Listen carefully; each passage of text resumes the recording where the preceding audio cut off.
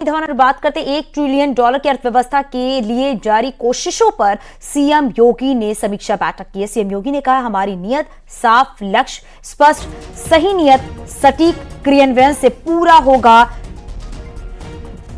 $1 trillion का लक्ष्य। CM योगी ने निर्देश दिए हैं कि प्रदेश में तैयार होगा शिक्षा, स्वास्थ्य, परिवारों की आर्थिक स्थिति और इंडस्ट्री का प्रादेशिक इंडेक्स। वहीं अपेक्षित परिणाम के लिए आंकड़ों का संग्रह शुद्धता के साथ होना आवश्यक है।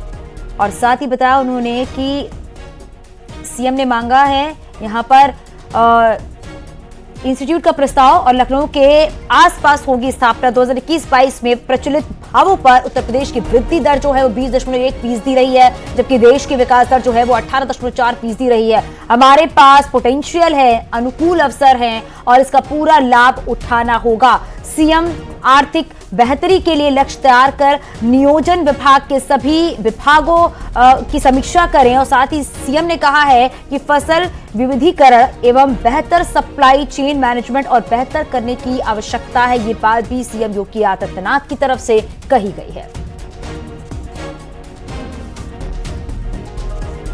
तो सीएम योगी ने समीक्षा बैठक की है। सहयोगी संकेत हमारे साथ फोन लाइन पर जुड़ गए। संकेत, क्या जानकारी? देखा गया कि सीएम योगी ने प्रयासों की समीक्षा की है और कहा गया है कि लगातार प्रयासों की जरूरत है, कोशिशों की जरूरत है ताकि अवसरों का लाभ उठाएं। बिल्कुल, मुख्यमंत्री योगी आदित्यनाथ ने आज योजना भवन में एक अहम बैठक की। इसमें तमाम विभागों के अफसर मौजूद थे। मुख्यमंत्री योगी आदित्यनाथ ने सीधे तौर पर इस बैठक में कहा कि प्रदेश में शिक्षा, स्वास्थ्य और परिवारों की आर्थिक स्थिति और इंडस्ट्री का प्रादेशिक इंडेक्स तैयार होगा। यानी कि $1 ट्रिलियन की जो अर्थव्यवस्था के लिए जो प्रयास चल रहे हैं, मुख्यमंत्री योगी आदित्यनाथ ने उनके परिणामों की भी समीक्षा की कि आखिर किस स्तर पर हैं, और पूरी समीक्षा मुख्यमंत्री योगी आदित्यनाथ ने इस बैठक में की। यही नहीं, मुख्यमंत्री योगी आदित्यनाथ ने अफसरों को भी निर्देश दिए कि आर्थिक बेहतरी के लिए लक्ष्य तैयार करके नियोजन विभाग सभी विभागों की मासिक समीक्षा करे, यानी कि सभी विभागों की मॉनिटरिंग हो और मासिक समीक्षा भी की जाए, जिससे जो लक्ष्य है उसको पाया जा सके। जाहिर सी बात है कि आज की ये बैठक काफी अहम मानी जा रही है। योजना भवन में बैठक आयोजित हुई और मुख्यमंत्री योगी आदित्यनाथ ने पिछले 6.5 वर्षों के जो सरकार के द्वारा जो काम कराए जा रहे हैं उसमें सभी विभागों की समीक्षा की। और सीधे तौर पर ये सामने आया है कि 2022-23 में जो प्रदेश की जो कुल जीडीपी है 16.45 लाख करोड़ थी, जो आज 2022-23 में 22.5 लाख करोड़ हो गई है। तो जाहिर सी बात है कि 9.2% राष्ट्रीय आय में उत्तर प्रदेश का योगदान कर रहा है। तो जाहिर सी बात बड़ी पहल है और ये उत्तर प्रदेश में इसके मुख्यमंत्री योगी आदित्यनाथ ने इस समीक्षा बैठक में सीधे तौर पर अफसरों को निर्देश दिए और नियोजन विभाग सीधे तौर पर कहा है कि विभागों की मासिक समीक्षा भी करते रहें। बहुत शुक्रिया इस पूरी जानकारी के लिए संकेत।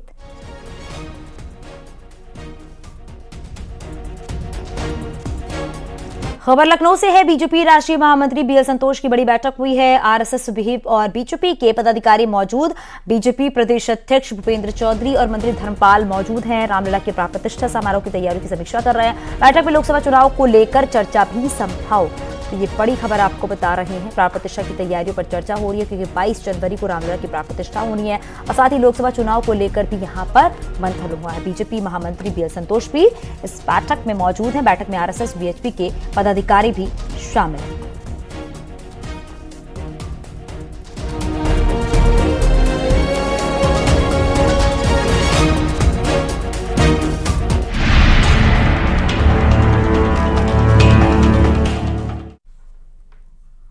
बीएसपी की अध्यक्ष मायावती ने अखिलेश यादव और समाजवादी पार्टी को दलित विरोधी करार दिया है।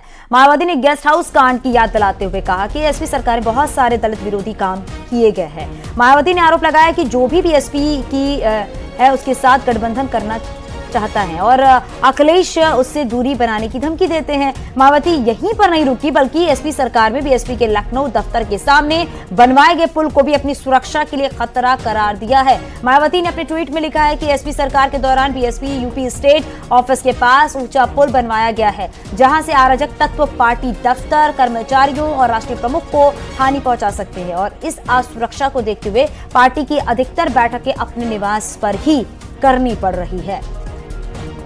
तो मायावती ने अपने ट्विटर में क्या कुछ लिखा है जरा ये भी हम आपको दिखाते हैं। लिखा है कि सपा अति पिछड़ों के साथ साथ जबरदस्त दलित विरोधी पार्टी है।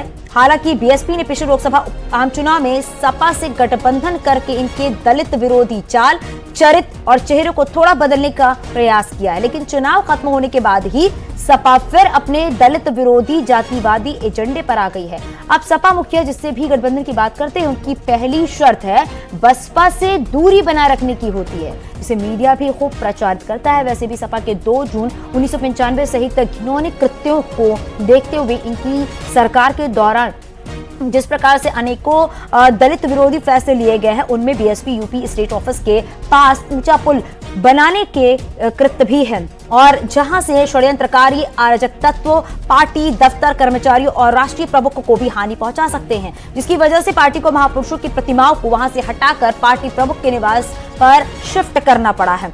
और इसके साथ ही इस असुरक्षा को देखते हुए हर सुरक्षा सुझाव पर पार्टी प्रमुख को अब पार्टी की अधिकतर बैठकें अपने निवास पर करने को मजबूर होना पड़ रहा है, जबकि पार्टी दफ्तर में होने वाली बड़ी बैठकों में पार्टी प्रमुख के पहुंचने पर वहां पर पुल पर सुरक्षा कर्मियों की अतिरिक्त तैनाती करनी पड़ती है। और ऐसे हालात में बीएसपी यूपी सरकार से वर्तमान पार्टी प्रदेश कार्यालय के स्थान पर कहीं सुरक्षित स्थान पर व्यवस्था करने का विशेष अनुरोध करती है, वरना फिर यहां कभी भी कोई अनहोनी हो सकती है। इसके साथ ही दलित विरोधी तत्व से भी सरकार सख्ती से निपटे, पार्टी की यही मांग है।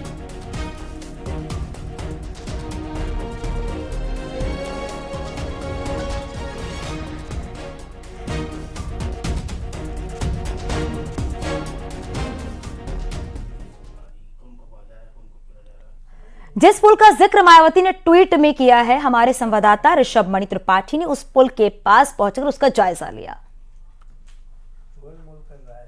मायावती के इंडिया अलायंस में शामिल होने को लेकर के जो पुल बनाया जा रहा था, उस पुल में ये पुल आड़े आ गया है। बसपा सुप्रीमो मायावती ने सुबह ट्वीट कर इस पुल की वजह से खुद को और अपने पार्टी दफ्तर को असुरक्षित बताया है। ये पुल समाजवादी पार्टी की सरकार के दौरान बनाया गया था। मायावती ने अपने ट्वीट में साफ कहा है कि अराजक तत्व इस पुल के जरिए उनके पार्टी दफ्तर को नुकसान पहुंचा सकते हैं, उनके स्टाफ को नुकसान पहुंचा सकते हैं, यहां तक कि उनको भी नुकसान पहुंचा सकते हैं। उन्होंने ये भी लिखा है कि इस पुल के चलते ही उनका पार्टी दफ्तर असुरक्षित हुआ, लिहाजा दलित महापुरुषों की मूर्तियों को उन्होंने अपने आवास में शिफ्ट किया और अब ज्यादातर बैठकें उनको अपने आवास में करनी पड़ती हैं, और जब इस दफ्तर में वो मीटिंग करती हैं तो उनको अतिरिक्त सुरक्षा की जरूरत होती है। अपने ट्वीट में मायावती ने प्रदेश सरकार से मांग की है कि उनको कहीं सुरक्षित स्थान पर नया दफ्तर भी दिया जाए। उन्होंने 2 जून 1995 जिसको स्टेट गेस्ट हाउस कांड के नाम से जाना जाता है, उसकी भी याद दिलाते हुए समाजवादी पार्टी को आड़े हाथों लिया है। हालांकि उन्होंने ये भी कहा है कि बीते लोकसभा चुनाव में उनका सपा के साथ गठबंधन रहा है, लेकिन उस गठबंधन के बाद से ही सपा का दलित विरोधी चेहरा उजागर हो गया है। तो अब आयरन लेडी खुद को और पार्टी दफ्तर को असुरक्षित बताती हैं। अब देखना होगा उनकी इस मांग पर भारतीय जनता पार्टी की उत्तर प्रदेश सरकार क्या करती है। कैमरामैन अनिल के साथ ऋषभ मणि त्रिपाठी, न्यूज़ 18, लखनऊ। यूपी के डिप्टी सीएम केशव प्रसाद मौर्य ने एसपी पर निशाना साधा है। केशव मौर्य ने कहा है बीजेपी सरकार प्रदेश में हर किसी की सुरक्षा करेगी। केशव ने यह भी कहा है कि एसपी महिला विरोधी, दलित विरोधी है। बहन मायावती जी उत्तर प्रदेश की पूर्व मुख्यमंत्री हैं, बहुजन समाजवादी पार्टी की राष्ट्रीय अध्यक्ष हैं और भारतीय जनता पार्टी की प्रदेश में सरकार है। तो बहन जी सहित प्रदेश के हर नागरिक की सुरक्षा के प्रति सरकार कृत संकल्प है और उनकी सुरक्षा के खतरे का जो फ्लाईओवर बनाने की शिकायत एक विशेष तौर से उनकी है, वह समाजवादी पार्टी की सरकार के समय बनाई गई। और समाजवादी पार्टी वैसे भी चाहे दलित हो, चाहे पिछड़ा हो, और चाहे गरीब हो, चाहे किसान हो, चाहे महिलाएं हों, उनके विरोध में सदैव आचरण किया है। और बहन मायावती को तो स्टेट गेस्ट हाउस कांड के समय उनको जीवित भी नहीं छोड़ने की स्थिति थी। भारतीय जनता पार्टी ने उनको बचाने के लिए पूरा हमारे उस समय के नेता ब्रह्मदत्त द्विवेदी जी की अगुवाई में पूरी ताकत से लोग लड़े और उसका परिणाम ये हुआ कि वो सुरक्षित बची। वहीं केंद्रीय मंत्री वीएल वर्मा ने इस पर क्या कुछ कहा वो भी हम आपको सुनाते हैं। जी ने टिप्पणी की है तब मैं कह सकता हूं कि समाजवादी पार्टी के लोगों का इतिहास धोखा देने का रहा है और कहते भी हैं कि ऐसा कोई सगा नहीं जिसे अखिलेश ने ठगा नहीं।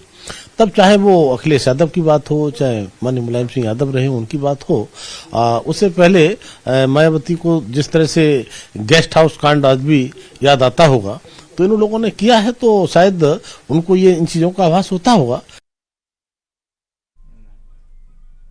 अखिलेश यादव और मायावती के बीच की लड़ाई अब गिरबान तक आ गई है। एसपी और बीएसपी में वार पलटवार और तल्ख हो चुका है। यहां तक कि इंडी गठबंधन में मायावती के शामिल होने की आशंका पर भी करीब करीब ब्रेक लग चुका है, क्योंकि अखिलेश के बयान पर मायावती ने साफ संदेश दे दिया है। बात का भरोसा आप में से कौन दिलाएगा? किसी को भी बेफजूल कोई भी टीका टिप्पणी करना उचित नहीं है। उत्तर प्रदेश में इंडी गठबंधन की बागडोर संभालने वाले अखिलेश यादव ने मायावती से पंगा ले लिया है। समाजवादी पार्टी और बीएसपी में भरोसे की लड़ाई शुरू हो गई है और अखिलेश यादव ने उस उम्मीद पर ही फुल स्टॉप लगा दिया है जिससे गठबंधन में मायावती के शामिल होने की 1% उम्मीद बची थी। अखिलेश ने एक सवाल के जवाब में कहा कि मायावती से गठबंधन तो ठीक है, लेकिन गठबंधन के बाद का भरोसा कौन देगा? मायावती इस गठबंधन में जुड़ती है तो ये इंडिया गठबंधन के लिए फायदा होगा या नहीं होगा? उसके बाद का भरोसा आप दिलाओगे?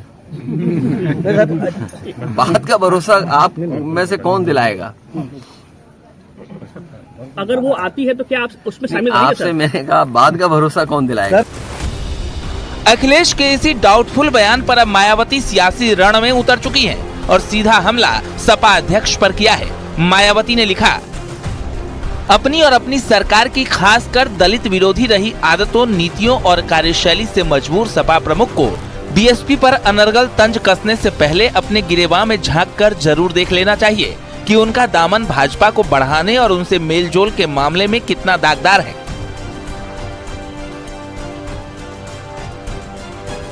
दरअसल इंडी गठबंधन की चौथी बैठक के बाद मायावती ने गठबंधन में शामिल होने के संकेत दिए थे, लेकिन उत्तर प्रदेश में अखिलेश यादव को इस संकेत से खुद के प्रभाव पर खतरा लगा, जिसके बाद समाजवादी पार्टी और बीएसपी के बीच फाइट शुरू हो गई, जो अब काफी तेज हो चुकी है। बसपा का इंडी गठबंधन में शामिल होने का मामला गिरेबां और गारंटी पर आकर अटका।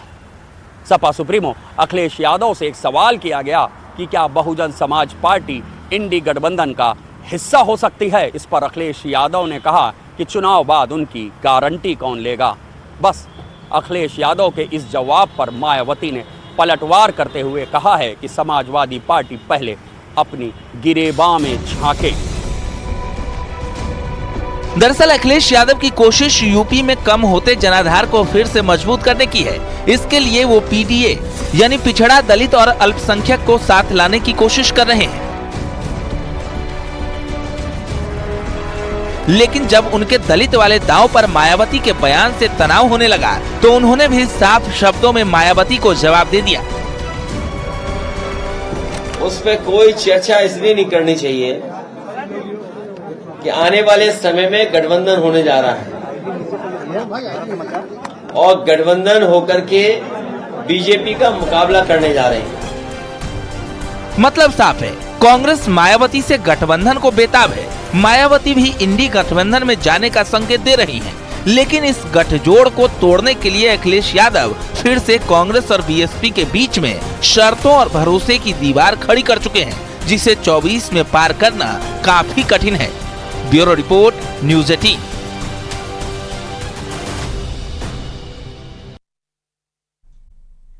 न्यूज़ 18 पर बोली हैं साध्वी ऋतंबरा। संकल्प से सिद्ध तक पहुंच गए हैं और भव्य राम मंदिर बनकर तैयार हुआ है, ये कहना है साध्वी ऋतंबरा का।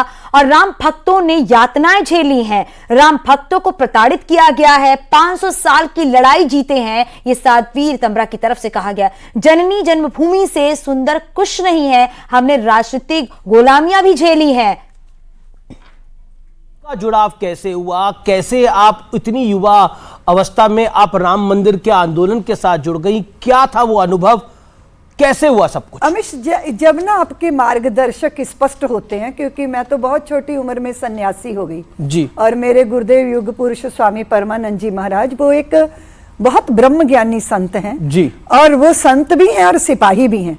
और उन्होंने बताया कि जब व्यक्ति का अपनी सुलझाव हो जाता है, उसकी अपनी आंतरिक ग्रंथियां टूट जाती हैं, मुक्त हो जाता है वो, तब फिर उसका धर्म बनता है कि वो अपने राष्ट्र धर्म के लिए काम करे। अब राष्ट्र धर्म क्या है?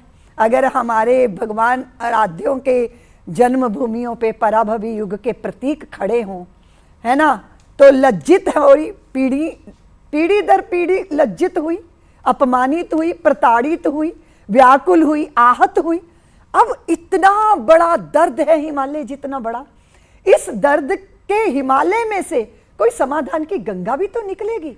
तो फिर उनकी प्रेरणा से राम जन्मभूमि का जब आंदोलन प्रारंभ हुआ, मैंने सरयू का जल हाथ में लेके शपथ ली कि हे सरयू मैया, मेरा तन मन धन मेरा सर्वस्व राम जन्मभूमि के लिए, राम जन्मभूमि मुक्ति आंदोलन के लिए समर्पित है। और बस वो संकल्प, और उस संकल्प ने फिर संघर्ष की सामर्थ्य दे दी।